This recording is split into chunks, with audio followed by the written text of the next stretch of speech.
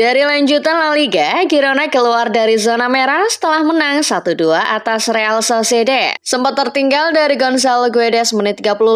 Tim tamu membalas lewat 2 gol Viktor Sigankov menit 76 dan 84. Girona kini naik ke posisi 17, sementara Sociedad di posisi 14.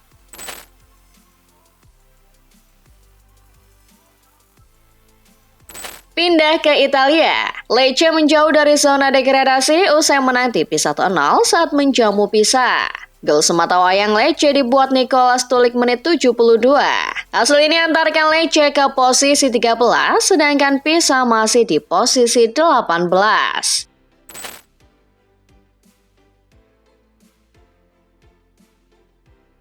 Dari Jerman, RB Leipzig gagal menjauh dari rival terdekat setelah ditaklukkan Union Berlin 3-1. 3 gol Union dikemas Oliver Burke menit 57, Ilyas Ansa menit 64, dan Tim Schalke menit 90+3. Sedangkan gol Leipzig diciptakan Tidiam Gomis menit 60. Union kini duduki posisi 8, sementara posisi Leipzig di nomor 2 rawan tergusur Borussia Dortmund.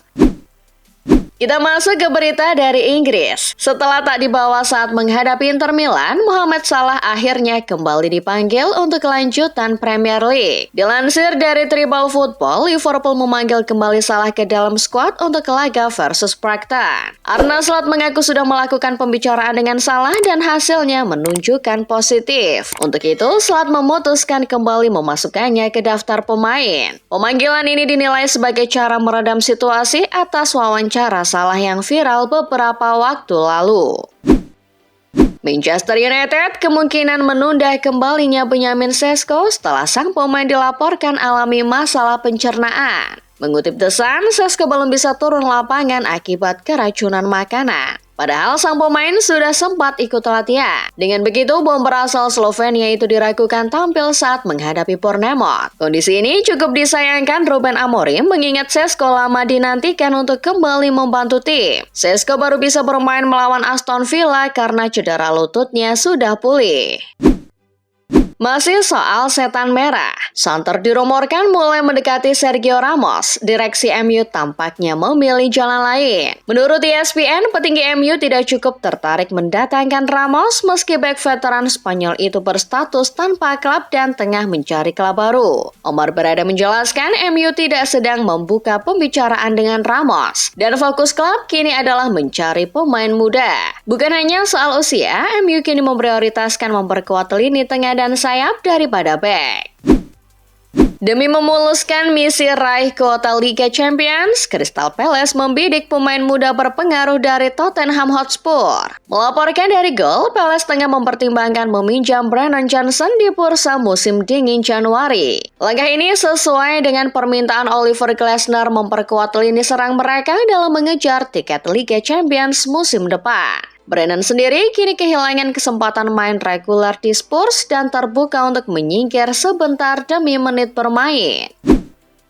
Selanjutnya dari Spanyol, Atletico Madrid resmi melepas Rodrigo de Paul secara permanen ke Inter Miami. Mengabarkan dari beIN Sport, Miami telah mengaktifkan klausul pembelian de Paul dari Atletico senilai 15 juta euro. Berikutnya, juara MLS 2025 itu memperpanjang kontrak de Paul hingga 2029 mendatang. Keputusan Miami mempermanenkannya agar gelandang asal Argentina itu tetap membersamai Lionel Messi dalam proyek ambisius klub ke depan. Miami juga terkesan dengan cepatnya de Paul beradaptasi di Amerika.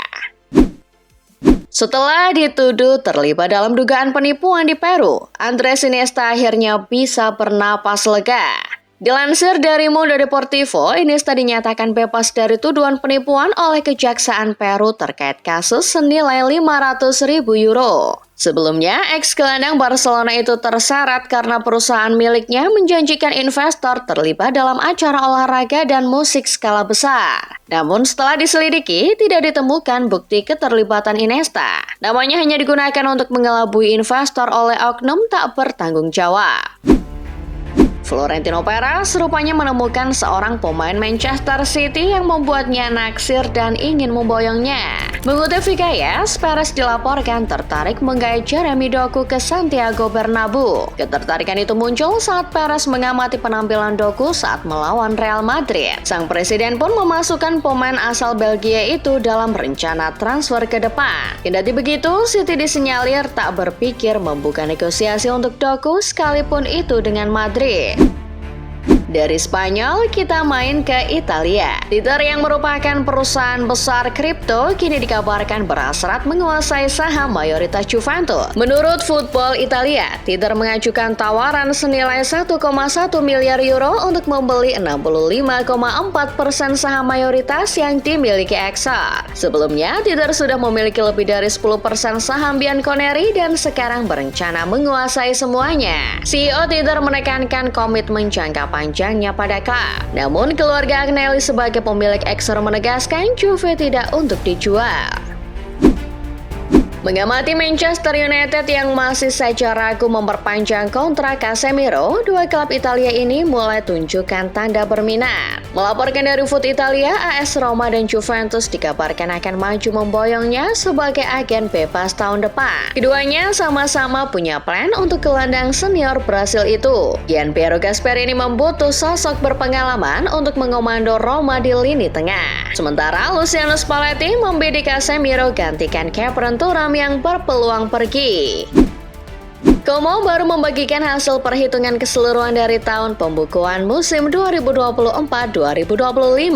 Mengabarkan dari Calcio Mercato, Ilariani alami kerugian bersih senilai 105 juta euro sepanjang musim lalu. Nilai itu lebih besar dari pendapatan klub yang masuk mencapai 55 juta euro. Kerugian Como didapat dari kenaikan biaya yang naik 3 kali lipat, termasuk gaji pemain yang mencapai puluhan juta euro. Meski begitu, Como tetap stabil secara finansial karena keluarga Hartono menutup defisit besar itu dengan suntikan modal yang juga tak kalah besar. Melompat ke Amerika, FIFA kembali menjadi bahan kritik setelah menaikkan kembali harga tiket pertandingan Piala Dunia 2026.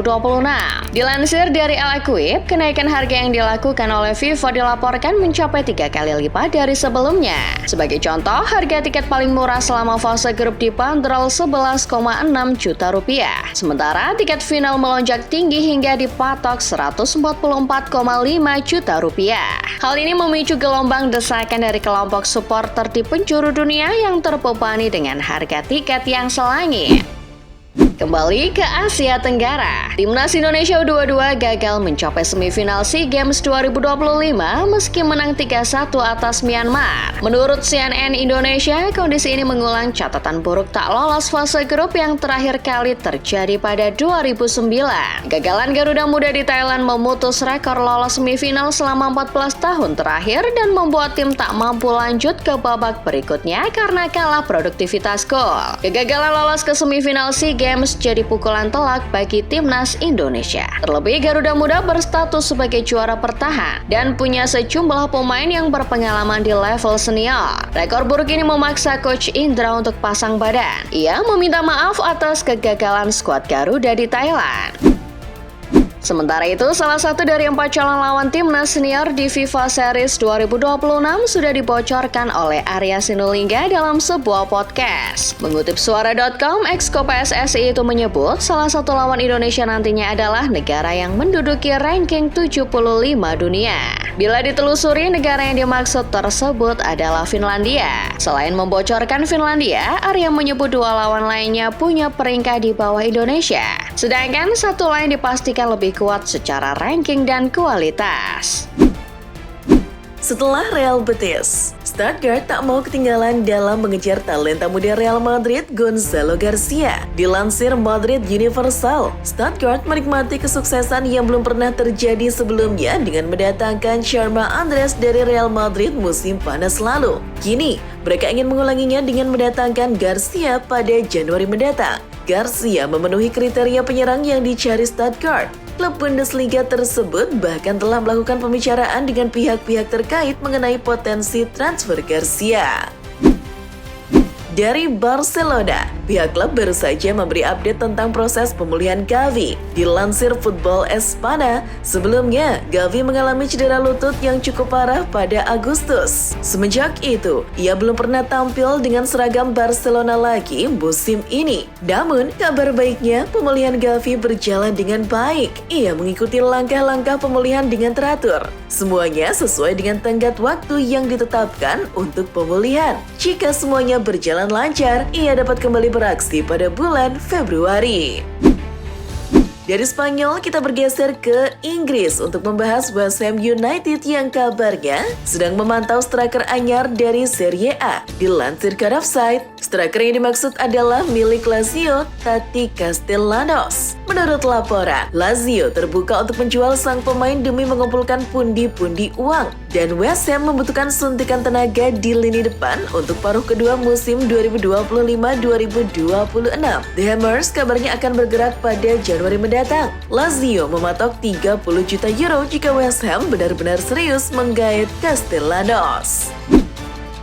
Menyikapi kisruh antara Mo Salah dan Arne Slot, Komisioner MLS Don Garber secara terbuka mendorong Mohamed Salah untuk mempertimbangkan pindah ke Amerika Serikat di tengah meningkatnya ketidakpastian tentang masa depan sang pemain. Mengutip dari Goal, Don Garber bahkan mendesak pemain Mesir itu untuk berbicara langsung dengan Lionel Messi dan Thomas Müller untuk mempelajari betapa transformatifnya kehidupan di MLS. Dari pemain-pemain itu, Salah bisa mengerti dan paham bagaimana MLS sudah jauh berkembang dan layak dijadikan keberlanjutan karir Salah.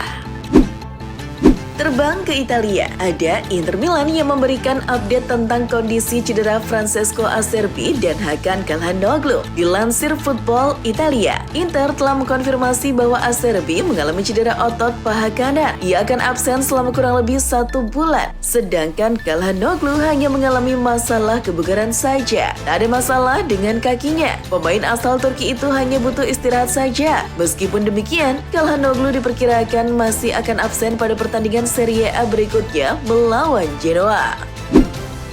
Sementara dari laga AC Milan versus Como yang kabarnya akan diselenggarakan di Australia diprediksi batal. Dilansir The Athletic, batalnya rencana ke Perth disebabkan oleh persyaratan yang sangat ketat yang diajukan oleh Konfederasi Sepak Bola Asia (AFC) dan Federasi Sepak Bola Australia. Padahal, kedua pihak telah menyetujui pertandingan di Perth. Syarat-syarat tersebut antara lain adalah larangan keras mengiklankan pertandingan itu sebagai laga resmi Serie A. Ini membuat promosi dan aspek komersial pertandingan menjadi terhambat secara signifikan. Selain itu, mereka juga menuntut agar tim wasit yang memimpin pertandingan tersebut wajib berasal dari AFC dan bukan ditunjuk oleh Federasi Sepak Bola Italia. Jika pada akhirnya batal, maka Milan harus cari stadion alternatif di Italia. Sebab San Siro akan digunakan untuk upacara pembukaan Olimpiade musim dingin Milan dan Cortina tahun 2026.